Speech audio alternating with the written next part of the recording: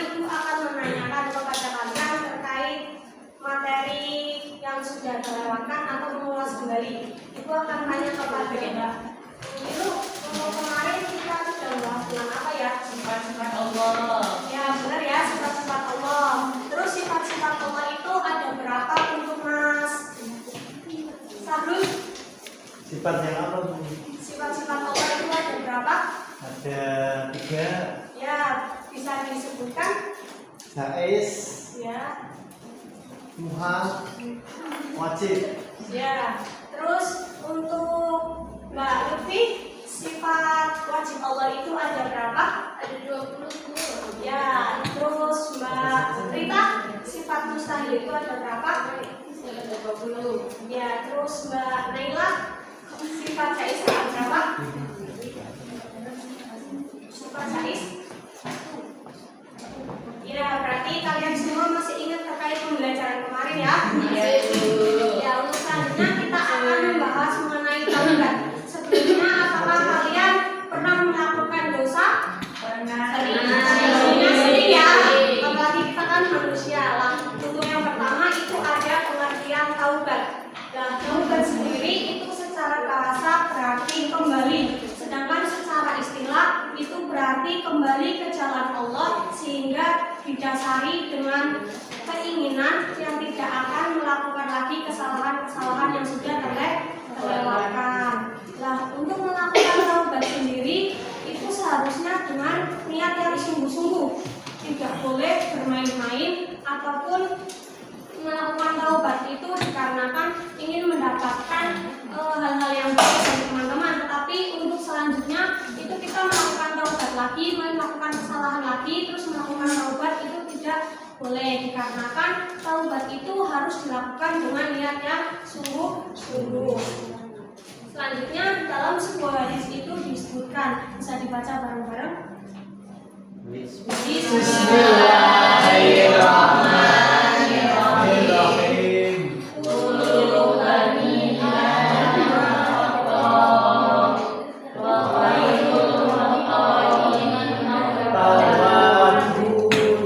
Ya, yang artinya bahwasanya semua Bani Adam itu kan manusia yang bisa memanusiakan manusia atau makhluk sosial.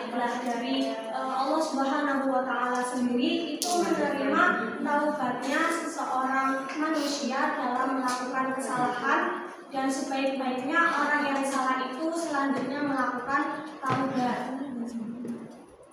Nah, jenis dan syarat taubat itu jenis taubat itu ada 2, yaitu taubat kepada Allah Subhanahu wa Ta'ala dan juga taubat kepada sesama manusia. Nah, taubat kepada Allah Subhanahu wa Ta'ala itu Imam Nawawi menjelaskan bahwasanya ada 3 syaratnya. Yang pertama, meninggalkan perilaku dosa itu sendiri, sehingga apabila kita sudah meninggalkan dosa tersebut kita tidak boleh mengulanginya lagi. Nah, yang kedua, menyesali perbuatan yang sudah dilakukan. Yang ketiga, berniat untuk tidak melakukannya selanjutnya. Ya, yang kedua yaitu taubat menyangkut dosa terhadap sesama manusia, yaitu Imam Nawawi menjelaskan ada 4. Yang pertama, meninggalkan perilaku dosanya sehingga tidak melakukan dosa itu sendiri. Terus yang kedua, menyesali perbuatan sehingga kita sebagai manusia yang telah melakukan kesalahan itu harus menyesali. Nah, yang ketiga itu berniat tidak melakukan lagi. Yang keempat, membebaskan diri dari hak manusia yang dizalimi. Nah, manusia itu kan biasanya berbuat salah kepada setiap manusia. Misalkan Mbak Ilu menggunjing Mbak Widya, itu kan berarti sesama manusia. Sehingga untuk meminta maafnya itu, untuk bertaubatnya itu kita bisa mengucapkan minta maaf. Lah, untuk ada misalkan tentang harta sendiri itu, misal Mbak Ilu pernah mengambil hartanya Mbak Widya, misalkan sebuah uang, itu kan uang harta ya, jadi bisa dikembalikan. Atau langsung berbicara kepada Mbak Widya meminta maaf atas kesalahan yang dilakukan. Terus Mbak Ilu juga nantinya bertaubat sehingga tidak mengulangi kesalahan-kesalahan yang telah dilakukan. Dan dampak positif dari perilaku taubat sendiri ada 2. Yang pertama untuk diri sendiri dan yang kedua untuk orang lain. Untuk diri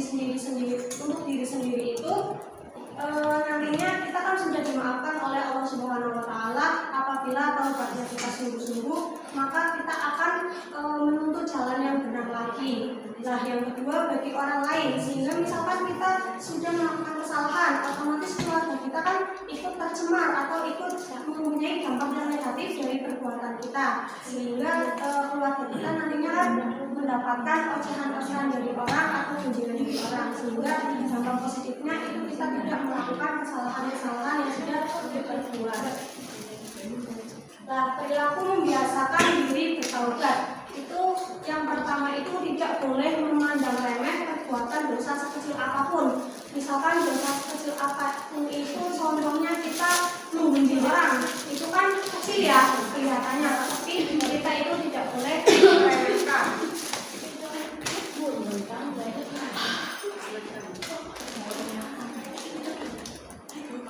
Selanjutnya ya, itu akan menampilkan video mengenai taubat.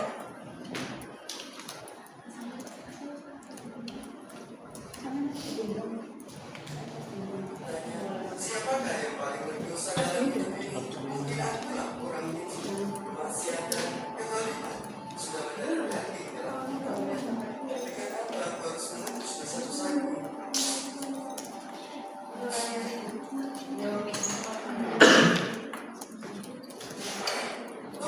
Kemana kau akan membawanya? Dia adalah cara menuju surga, maka dia bersamaku. Biarkan dia kembali melakukan kemaksiatan kepada Allah dan tidak memenuhi kewajibannya. Ya, tapi kemudian dia bertobat dengan sungguh-sungguh. Dia selalu memohon ampunan kepada Allah setiap pagi dan sore dengan istighfar terbaiknya sampai ajal menjemputnya. Jika dia mengucapkan pagi sore lalu meninggal, maka dia akan masuk surga atau tidak termasuk penghuni surga. Dan jika dia mengucapkannya lalu pagi lalu kemudian meninggal, akan mendapatkan seperti itu juga.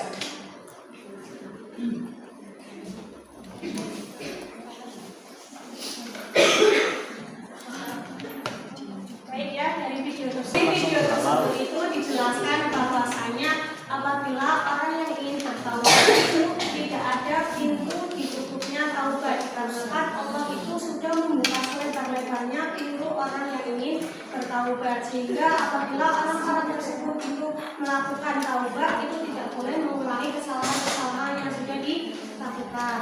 Nah, dari video tersebut itu kita akan membuat kelompok kepada kalian dengan langkah-langkah. Yang pertama, kalian dibagi menjadi 2 kelompok. Yang sebelah kanan itu dari Mbak Ilu sampai Mas Taufik, yang kedua dari Mbak Widya sampai Mbak Fitna ya. Nah, nanti kalian mendiskusikan kepada kelompok-kelompok kalian sendiri. Yang selanjutnya dari perwakilan kelompok itu ingin kalian memaparkan materinya ke depan.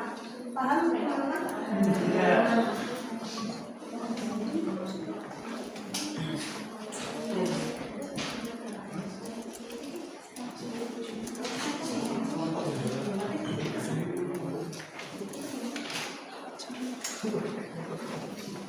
Baik ya, Ibu beri waktu selama 3 menit, kayaknya cukup.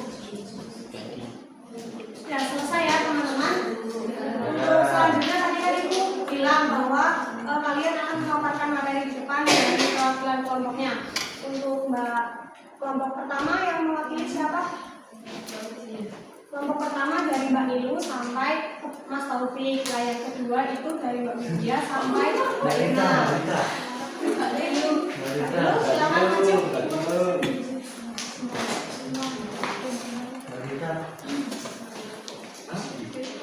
Tentang proses taubat dan tantangan hasil dihadapi seseorang ketika ingin kembali ke jalan yang benar.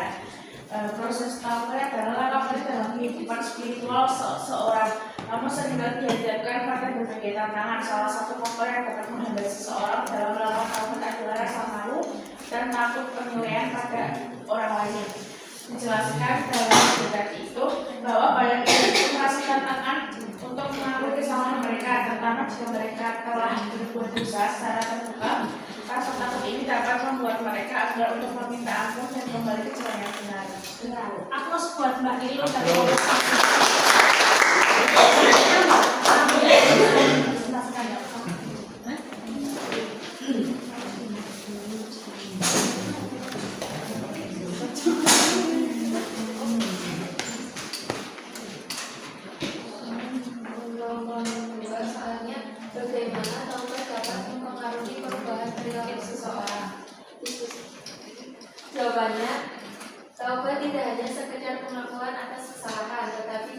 merupakan komitmen untuk melakukan perubahan dalam perilaku.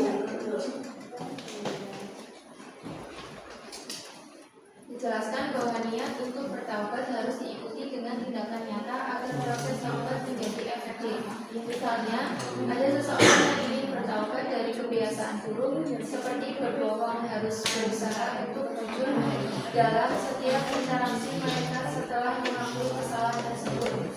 Hubungan antara niat dan tindakan sangat penting dalam proses taubat. Niat yang lurus untuk berubah harus diimbangi dengan usaha yang konsisten untuk memperbaiki diri. Jika seseorang hanya mengucapkan niat tanpa melakukan perubahan dalam perilaku, maka taubat tersebut mungkin tidak akan membawa dampak yang signifikan. Oleh karena itu, penting untuk menetapkan langkah-langkah konkret yang dapat diambil, seperti mencari bimbingan spiritual, berpartisipasi dalam kegiatan positif, dan menjauhkan diri dari lingkungan yang dapat memicu perilaku buruk. Dengan demikian, taubat dapat menjadi titik awal untuk transformasi yang lebih baik dalam kehidupan seseorang. Kita hapus gambar.